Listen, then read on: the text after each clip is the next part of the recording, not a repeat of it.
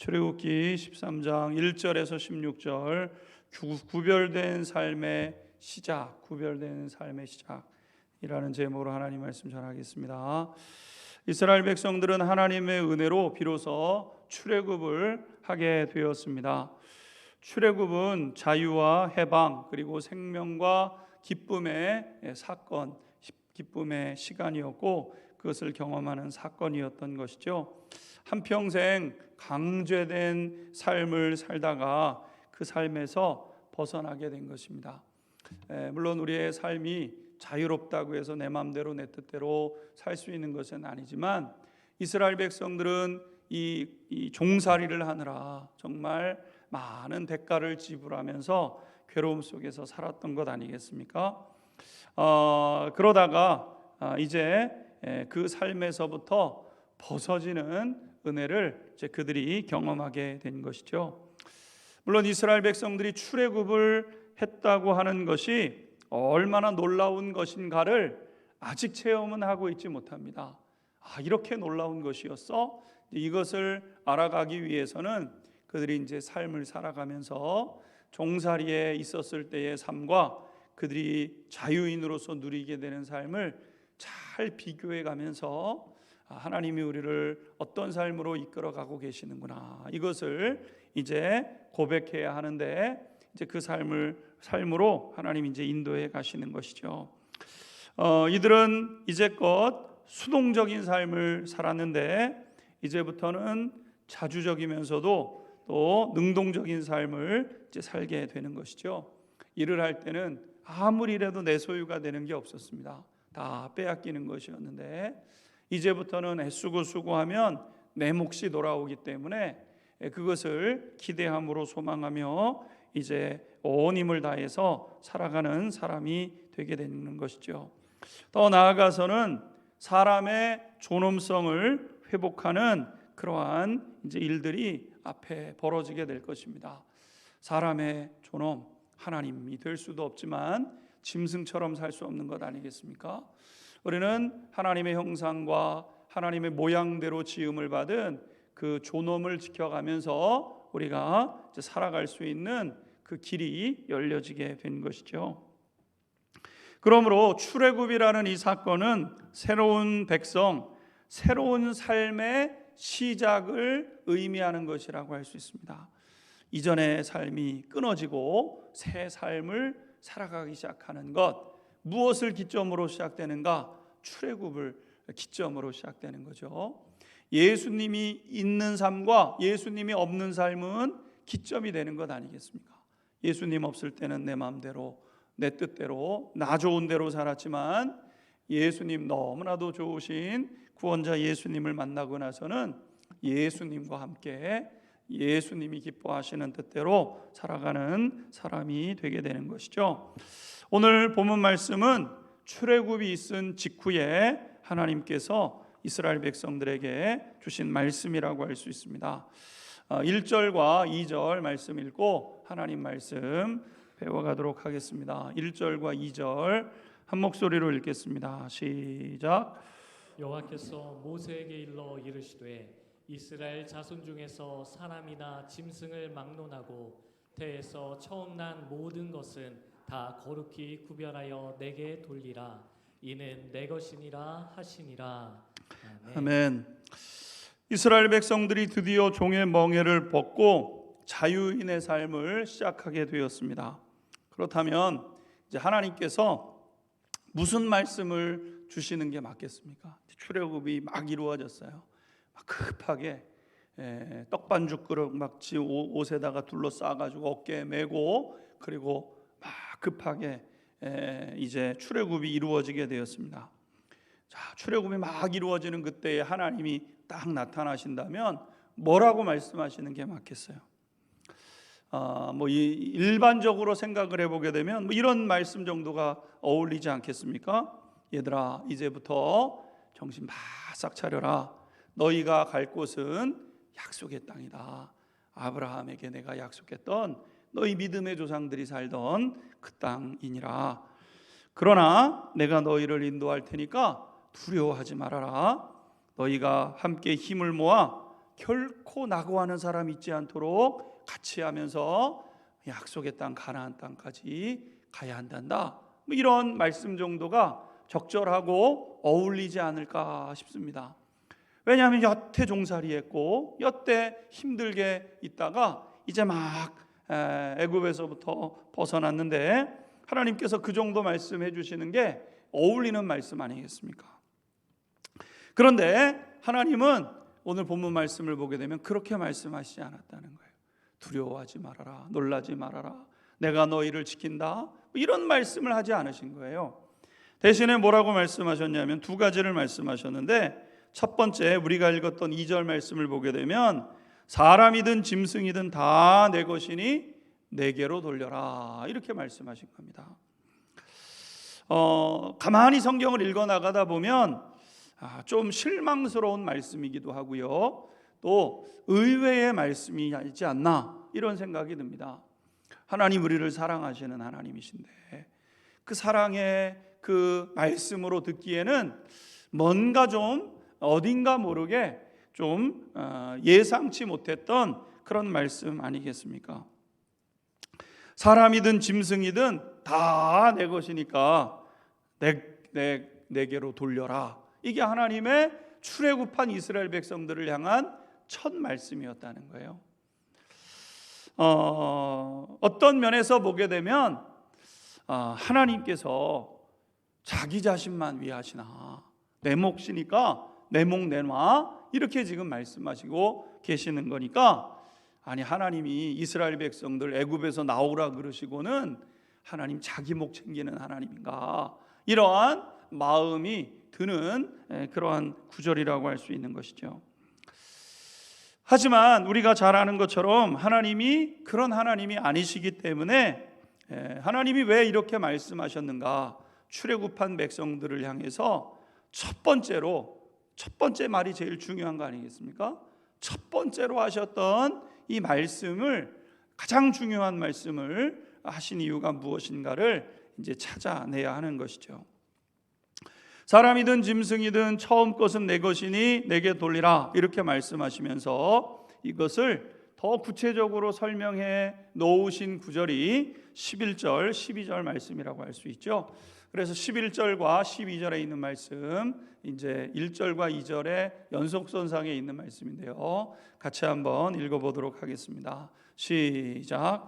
여호와께서 너와 내 조상에게 맹세하신 대로 너를 가나안 사람의 땅에 인도하시고 그 땅을 내게 주시거든 너는 태에서 처음 난 모든 것과 내게 있는 가축의 태에서 처음 난 것을 다 구별하여 여호와께 돌리라. 수컷은 여호와의 것이니라. 아멘. 하나님이 뭐라고 계속해서 말씀해 가시냐면, 양과 소같이 정결한 짐승 중에서 수컷이 태어나면 그것을 바로 하나님 앞에 갖다 바치라고 말씀했습니다. 정결한 짐승, 양이나 소, 하나님 앞에 제물로 드릴 수 있는 하나님이 구별해 놓으신 그런 짐승들의 첫것이 태어나면 뒤도 돌아보지 말고 첫것은 하나님의 것, 그리고 하나님 앞에 갖다 바치라는 거예요.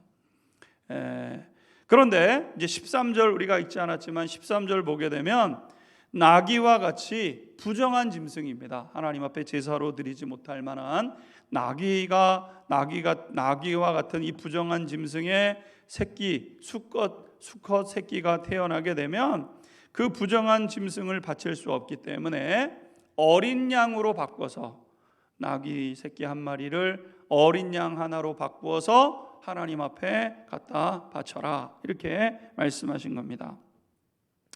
더 나아가서 부정한 짐승의 새끼를 바치는데 아까운 것 같아요. 왜 내가 하나님 앞에 이렇게 이걸 드려야 되냐, 이런 마음이 들게 되면, 그렇게 할 것 같으면 태어난 나귀 새끼의 목을 꺾어버려라, 이렇게 이제 말씀하고 있는 것이죠. 13절 같이 읽도록 하겠습니다. 시작.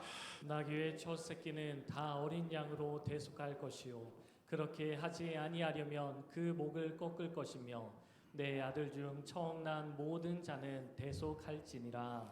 아멘. 그렇게 하고 마찬가지로 사람도 태어나서 이제 장자가 태어나게 되면 장자를 직접 바치는 것이 아니라 양으로 대신하여 하나님 앞에 바치라, 이렇게 말씀하셨습니다. 하나님 지금 이제 바쳐야 될 것들의 목록을 쭉 말씀하시는 거예요. 구별된 정결한 짐승들의 첫 새끼 드리고, 부정한 짐승들의 첫 새끼는 정결한 짐승으로 바꾸어 드리고, 사람의 장자도, 사람들도, 우리도 장자가 태어나게 되면 그 양으로 대신하여 하나님 앞에 드려라, 이렇게 말씀하신 것이죠. 이 일은 너무나도 중요해서 첫 번째로 지금 말씀하고 있는 거예요. 첫 번째로 하나님께서 이 중요한 일이 의미하는 바가 무엇인가를 이제 말씀하고 있는데, 그것은 이 출애굽의 사건을 영영토록 기억해야 될 사건으로 하나님께서는 만들어가고 계시는 거죠. 그래서 14절에서부터 16절까지 말씀을 보게 되면 이렇게 말씀하고 있는데, 14절과 15절 두 절 말씀 같이 한번 읽도록 하겠습니다. 14절 15절입니다. 시작. 후일에 내 아들이 내게 묻기를 이것이 어찌 됨이냐 하거든 너는 그에게 이르기를 여호와께서 그 손의 권능으로 우리를 애굽에서 곧 종이 되었던 집에서 인도하여 내실세. 그때 바로가 완악하여 우리를 보내지 아니하매 여호와께서 애굽 나라 가운데 처음 난 모든 것을 사람의 장자로부터 가축의 처음 난 것까지 다 죽이셨으므로 태에서 처음 난 모든 수컷들은 내가 여호와께 제사를 드려서 내 아들 중에 모든 처음 난 자를 다 대속하리니. 아멘. 오늘 하나님께서 말씀하시는 뜻은 분명합니다. 사람은 망각하는 존재이기에 내 의지만으로 내 기억을 붙잡아둘 수 없다는 사실을 하나님이 아신 거죠. 더 나아가 한 세대가 끝이 나고 다음 세대로 이어지는 것이 거의 불가능한 것 아니겠습니까? 자녀들이 볼 때 그것은 아버지 세대의 일이고, 그건 할아버지 세대의 일이죠, 우리와 무슨 상관이 있습니까? 잊어버리고 망각해 가게 된다는 거예요. 이스라엘의 민족의 운명이 걸린 것은 하나님을 섬기는 신앙에 있습니다. 신앙이 아무것도 아닌 것 같지만 신앙이 사람의 중심에, 생각의 그 중심에 신앙이 들어가는 건데, 삶의 중심에 있게 되는 것이 이 신앙인데, 이 신앙이 다음 세대 자녀들이 태어났을 때 아무리 너 신앙생활해라, 하나님 섬겨라, 아무리 말한다고 하더라도 하나님을 믿는 이 믿음이 점점 약화되게 되는 것이고, 결국 하나님의 뜻을 이루는 일에 결코 신경 쓰지 않게 되는 일들이 벌어지게 된다는 거예요. 신앙이 너무너무 중요해서, 사람의 본질, 사람의 삶의 모습이 뭐냐, 바른 길을 걸어가야 되는데 이 일 저 일 다 못하더라도 그냥 한 가지 일 딱 정하고 그 한 가지의 삶의, 우리의 삶의 여정을 통해서 쭉 그 길로만 걸어가면 인생은 선택과 집중 아니겠습니까? 결국은 다 할 수 없어서 바르고 명확한 것을 딱 붙잡고 한평생 그것을 이루어 가다 보면 그 끝에 바른 결실이 맺혀지게 돼 있어요. 그래가지고 그 삶을 살아가야 되는데, 아무리 그렇게 살아가라고 이야기를 한다고 해서 그럼 그렇게 하겠습니다 하겠냐는 거예요. 여러분, 우리 자녀들이 그렇게 합니까? 여러분, 목사의 자녀니까 얼마나 여러분 신앙이 좋겠어요. 근데 내 신앙이 자녀들의 신앙이 내 신앙이 아니지 않습니까? 여러분, 그러니까 이 하나님의 뜻을 따르는 일에 사람이 점점 관심을 갖지 않고 하나님 신앙을 뒷전으로 하고 외면하는 이런 일들이 일어나게 된다는 것이죠. 하나님은 그래서 아이가 어느 정도 자랐을 때 이제 하나님 앞에 갖다 양을 바치는 거예요. 그럼 아이들이 묻는 거예요. 아버지 왜 양을 갖다 바칩니까? 그 새끼 양을 왜, 예쁜 그 새끼 양을 왜 하나님 앞에 갖다 바칩니까? 아깝지도 않습니까? 이렇게 묻게 될 때 아버지는 아이에게 다음과 같이 설명을 하는 거예요. 얘야, 하나님께서 하나님의 놀라운 손길로 우리를 종되었던 애굽에서 인도해 내신 거야. 그때 바로가 완악하여 우리를 보내지 아니하라고 했는데 하나님께서 애굽 사람의 장자들을 다 애굽 사람으로부터 처음 난 가축까지 다 죽이셨잖아. 그래서 처음 난 모든 수컷은 여호와께 드리는 거야. 너를 대신해서 양 드리는 거야. 이렇게 가르치라는 거예요. 너를 대신해서 이 양 드리는 거야. 네가 드려줘야 되는 거야.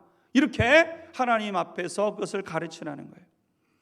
이렇게 설명함으로 인해서 대대를 거쳐가면서 하나님을 섬기는 신앙이 아버지 세대에서 자녀 세대로, 자녀 세대에서 그 다음에 믿음의 세대로 흘러가도록 하나님께서 정하신 것이죠. 우리가 잘 아는 것처럼요, 유대인들이 처음 들어갔을 땐 이거 실패 많이 했습니다. 우상을 섬기느라 하나님 잊어버리고요.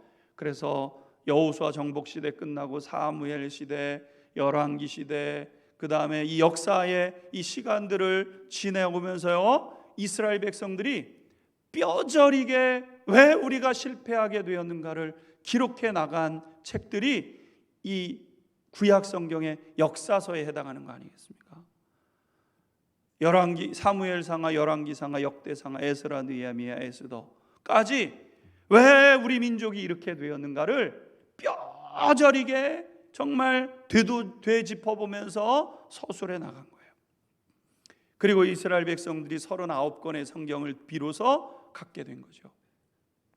우리가 잘 아는 것처럼 출애굽 이후에 1500년 동안 BC 이 1400년대에 출애굽의 사건이 있었는데, 출애굽한 사건 이후에 이스라엘 백성들이 흔들리고 넘어지게 되다가 이제 이 북이스라엘이 망하고 유다가 망하고 그러고 있다가 주후 70년에 로마에 의해서 예루살렘 성전이 불타버리면서 나라를 잃어버립니다.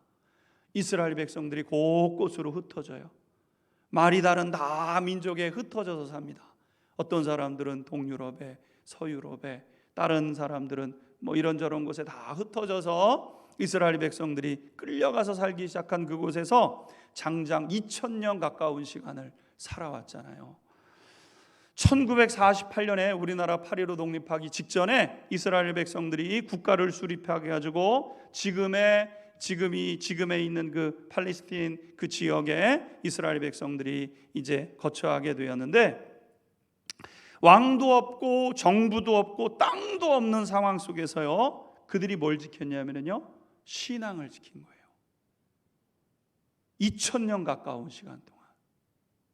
놀라지도 않으시네. 왜냐하면 여러분, 우리가 1907년 부흥을 겪어가지고 지금 3대 4대 된 거예요. 우리의 신앙이. 우리의 신앙은 고작 100년입니다 여러분. 100년의 시간을 지내오면서 우리 다음 세대가 그렇게 세워졌냐고요. 근데 이스라엘 백성들은 2000년의 시간을 지내오면서도요, 그들의 신앙이 흔들리지를 않았잖아요. 2000년이라니까요. 우리처럼 예배를 마음껏 드릴 수 있는 공간이 있었던 게 아닙니다. 신앙의 자유를 부르짖으면서 우리 신앙으로 살아야 됩니다 외칠 수 있는 그런 공간이 넉넉지 않았어요. 유대인들은 자기 땅에 살던 사람들이 아닙니다. 미움과 박해, 증오를 받으면서 2000년의 시간을 지내오는 동안 이들이 자기의 신앙을 계승해 왔던 거예요. 그 결과 무슨 일이 벌어졌습니까? 오늘날 가장 강력한 나라라고 할 수 있는 미국의 100대 부자 중에 3분의 1이 유대인 아닙니까? 나는 유대인이라고 공표하고 있는 유대인들이 100대 부자 중에 3분의 1이에요. 나는 유대인입니다. 내 정체성은 유대인입니다. 이렇게 고백하는 사람들의 100명 중에 3분의 1이 여러분 그 부자의 3분의 1이 그 유대인들인 거예요. 노벨상 수상자의 3분의 1이 나는 유대인입니다. 이렇게 얘기하는 사람들이고요. 아이비리그 미국에 보게 되면은 내노라 하는 유수의 대학에서 교수진의 40%를 유대인이 차지하고 있다는 거 아니겠습니까? 헐리우드 영화계의 60%가 유대인들이고 자리자리마다 나는 유대인입니다. 이런 사람들이 딱 자리를 잡고 있는 거예요. 연방 상원 의원의 11%가 유대인이고 연방 대법관의 3분의 1이 유대인이고 미국 주요 기업의 창업자와 최고 경영자 중에 많은 유대인들이 있는 거예요. 지금 팔레스틴과 이스라엘이 전쟁이 붙었는데 막 찬반의 여론이 있어요. 미국은 유대인 편을 들 수밖에 없습니다. 왜? 유대인, 내가 유대인이라고 밝히고 있는 사람들이 세계 곳곳에 돈과 법과 정치의 그 한 부분을 크게 차지하고 있는 거예요. 반대를 못합니다. 미국이라는 나라가 없어지기 전까지는요, 결코 반대할 수 없어요. 아무리 주변에 있는 나라들이 뭐라 그러면서 왜 이스라엘 편만 드냐 이렇게 해도 그래도 난 이스라엘 편, 이렇게 할 수밖에 없는 그 상황 속에 지금 있는 거 아니겠습니까? 여러분, 이것은 참으로 놀랍고도 동시에 우리가 주목해야 되는 부분이죠. 유대인들은 수천 년의 시간이 지나도록 신앙적 계승을 이루어 왔다는 거예요. 수천 년 나라도 없었다니까요. 자기 말도 못 쓰는 곳에 있었다니까요. 그런데 그들은 자기 말 히브리어를 지키는 거예요. 안식일을 지켜가면서, 안식일은 목숨처럼 지켜가면서 이스라엘 백성들은 금요일 밤이 되면 안식일이 시작이 되지 않습니까? 다 모이는 거예요. 아무리 멀리 있는 자녀도요, 그 시간은 집으로 와야 되는 거예요. 어떤 경우도 문을 열 수 없어요. 다 모든 상점은 문을 닫아요, 유대인들은. 그리고 모여가지고 하나님의 말씀을 읽어가면서 땅도 없고 왕도 없고 아무도 없는 그 상황 속에서도 하나님을 향한 하나님의 돌보심과 도우심을 구하면서 믿음을 지켜왔던 거예요. 여러분, 무엇을 위해서 그렇습니까? 신앙의 계승을 위해서. 믿음이 내 세대에서 끝나는 것이 아니라 내 세대에서 다음 세대로 이어져야 되니까. 여러분, 신앙적 삶은 우리의 세대의 것으로 끝나서는 안 되는 거잖아요. 그러면 반드시 이루어져야 될 하나님의 섭리와 계획을 이룰 수가 없습니다. 하나님의 뜻과 섭리가 그냥 우리 세대에서 끝나는 것입니까? 아니에요. 우리 세대에서 그 다음 세대, 다음 세대, 그 다음 세대 계속해서 하나님, 영원하신 하나님께서 이루어 가시는 그 하나님의 그 놀라운 뜻이 계속해서 세대를 이어져 가면서 이루어져 가는 것이에요. 오늘 하나님의 구원 계획은 200만 이스라엘 백성들의 해방에 있는 것이 아닙니다. 너네들 종살이 하는 거 힘들지? 야, 그 바로의 손에서 빨리 풀려나? 그럼 이제 니네들 마음대로 살아. 이게 하나님의 뜻이 아니지 않습니까? 세대를 거듭해도 오히려 세대를 거듭할수록 하나님 신앙 위에 서서 하나님의 도움을 힘입어 복되고 복된 삶을 살아내는 것을 많은 사람들에게 나타내야 되는 거예요. 그게 저와 우리 성도님들을 향한 부르심인 줄로 믿습니다. 야, 그것이 니들의 삶의 방식이야. 이게 우리의 삶의 방식이야. 그런데도 너네들은 그렇게 잘 살아. 그래, 우리는 이 방식으로 우리는 잘 사는 사람들이야. 여러분, 이것을 세대를 거듭할수록 나타내라고 하나님께서 저와 여러분들을 부르신 줄로 믿습니다. 나은 사람 잘 살고 나은 사람 잘 되고, 여러분, 그것이 하나님의 뜻 아니잖아요. 이것을 위해서 하나님께서 친히 이스라엘 백성들의 중심이 되시고 삶의 기초가 되시기를 원하셔서 출애굽하자마자 이스라엘 백성들에게 뭘 말씀하셨냐면, 첫 것은 내 것이니까 다 나한테 갖다 가지고 와, 이렇게 말씀하시는 거예요. 여러분, 하나님 앞에 바치는 것을 말씀하세요. 왜 하나님은 바치는 것을 말씀하십니까? 바침을 통해, 바침이라는 거, 하나님 앞에 드림이라는 것을 통해서 마음이 거기 있다는 것을 나타내는 거예요. 예수님께서도 너희 보물이 있는 곳에는 너희 마음도 있느니라, 이렇게 말씀하셨잖아요. 여러분, 우리의 삶의 마음이 어디 있습니까? 내가 갖다 바치는 그것에 있는 거예요. 우리는 좋은 것을 내가 가지고 싶어하고 내가 좋은 것을 가장 먼저 갖고 싶어하는 그런 존재들 아니겠습니까? 왜? 내가 중심이니까. 좋은 거는 내 것이어야 돼. 왜? 나 중심적으로 살아가니까. 여러분, 기복신앙과 하나님을 바르게 믿는 신앙의 차이점이 어디에 있습니까? 누구 중심이냐는 거예요. 내가 하나님 앞에 갖다 바쳐요. 왜 갖다 바쳐요? 나 잘 살라고. 기복적인 거. 하나님 앞에 조건 없이 드릴 때 하나님이 나에게 그것을 주신다는 것을 믿음으로 하나님 앞에 하나님을 신뢰함으로 신앙생활을 해야 되는데, 하나님이랑 자꾸 딜을 하려고 그러는 거예요. 하나님, 내가 이거 갖다 바쳤으니까 왜 이거 안 주십니까? 이러면서 하나님과 자꾸 거래를 하려고 하는 것이 우리의 신앙인데, 거래하는 신앙은 기복신앙입니다. 여러분, 우리는 좋은 것을 내가 가지고 싶고 가장 좋은 것은 내가 먼저 갖고 싶어 하죠. 그런데 하나님은 오늘 뭐라고 말씀하시냐면은 먼저가 내가 되어야 된다, 하나님이 되어야 한다, 이렇게 말씀하시는 거예요. 할렐루야. 그래서 가장 중요한 시점에 가장 중요한 것을 하나님께 갖다 바침으로 먼저가 하나님 되신다는 사실을 지켜가는 것, 이것이 오늘 성경이 우리에게 말씀해 주시는 거죠. 그러면 하나님을 먼저 두고 하나님께 가장 귀한 것을 드렸으니까 이스라엘 백성들은 매일 가난하고 굶어 죽는 인생이 되었는가? 여러분, 그렇지 않지 않습니까? 역사가 증명하고 있어요. 이스라엘 백성들은 오늘 이 말씀을 지금껏 지켜옵니다. 말씀을 받은 지 3,500년 동안 지켜와요. 그럼 여러분, 유대인들이 제일 못 사는 민족이 되어야 되죠. 그렇지 않다는 거예요.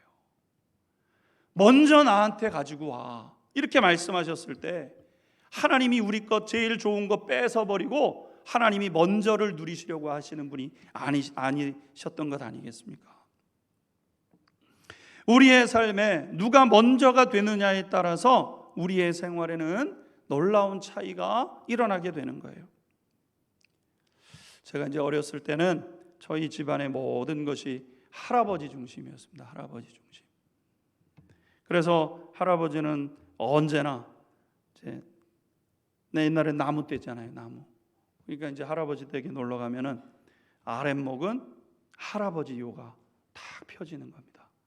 할아버지가 누우시면 그 다음에 첫째 아들 눕고, 둘째 아들 눕고, 셋째 아들 눕고 쭉 그렇게 누웠어요.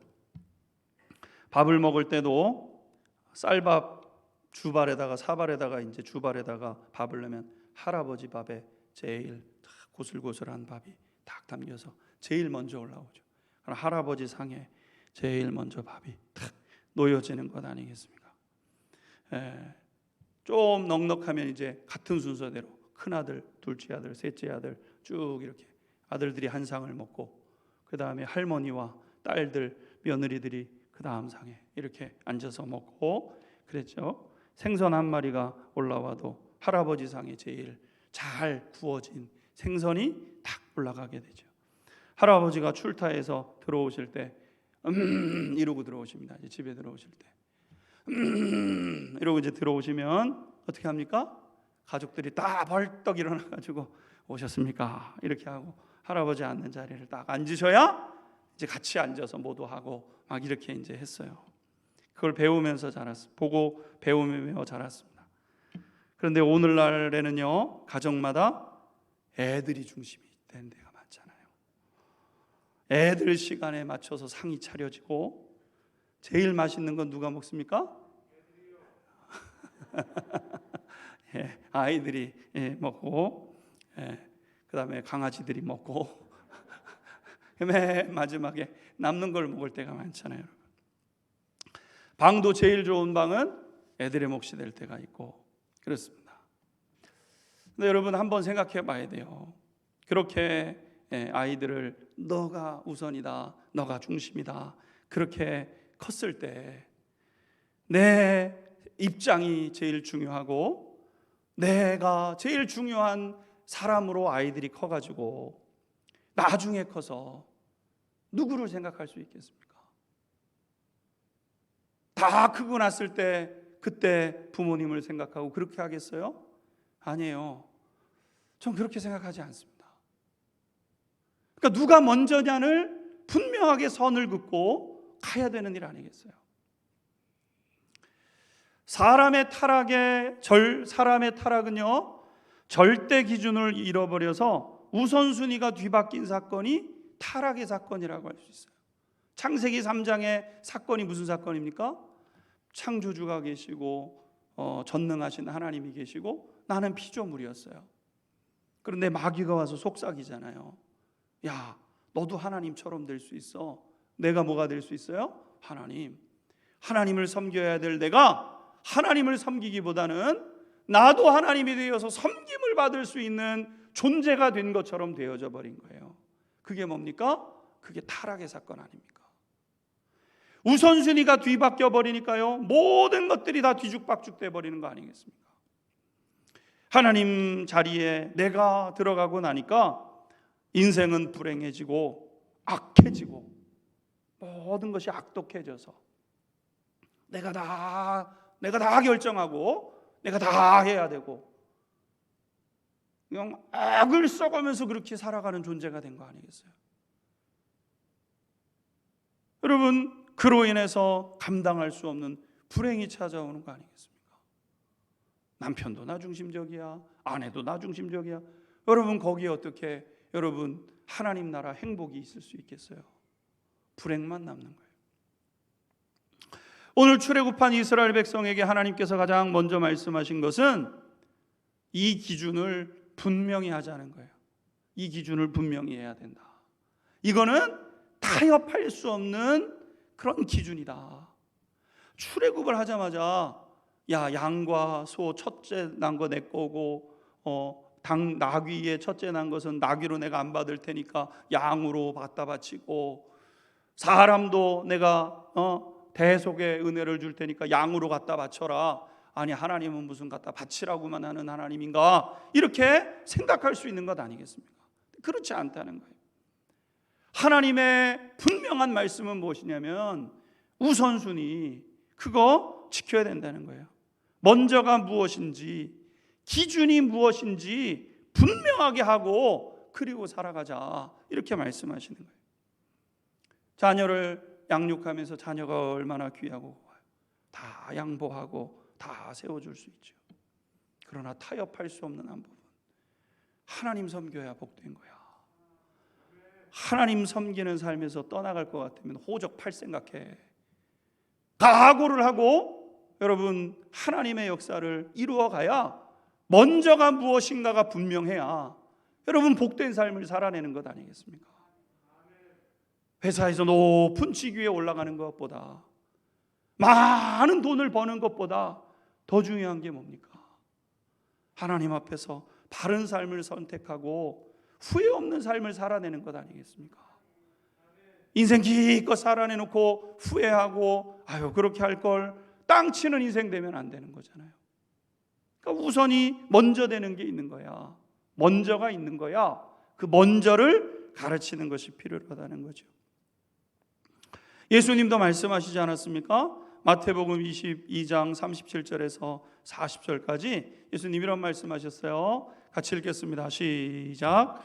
예수께서 이르시되 내 마음을 다하고 목숨을 다하고 뜻을 다하여 주 너희 하나님을 사랑하라 하셨으니 이것이 크고 첫째 되는 계명이요 둘째도 그와 같으니 내 이웃을 내 자신과 같이 사랑하라 하셨으니 이 두 계명이 온 율법과 선지자들의 강령이니라.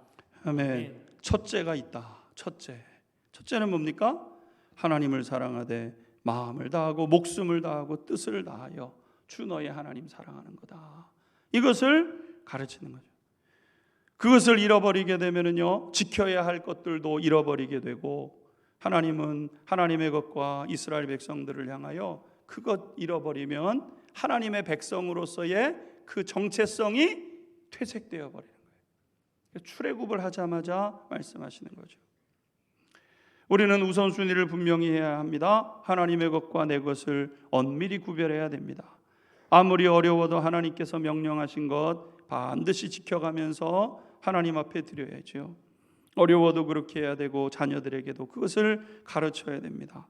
그럴 때 생활 속의 질서와 균형이 시작되게 되는 것이고, 그때 하나님께서 이스라엘 백성들을 복되게 하신 것처럼 저와 우리 안양조합교회 모든 성도님들의 삶에도 풍성한 은혜와 복으로 채워주실 줄로 믿습니다. 같이 찬양하고 기도하겠습니다. 오늘 밤 우리가 같이 고백할 고백은 온 맘 다해 주 사랑하라, 이 찬양입니다.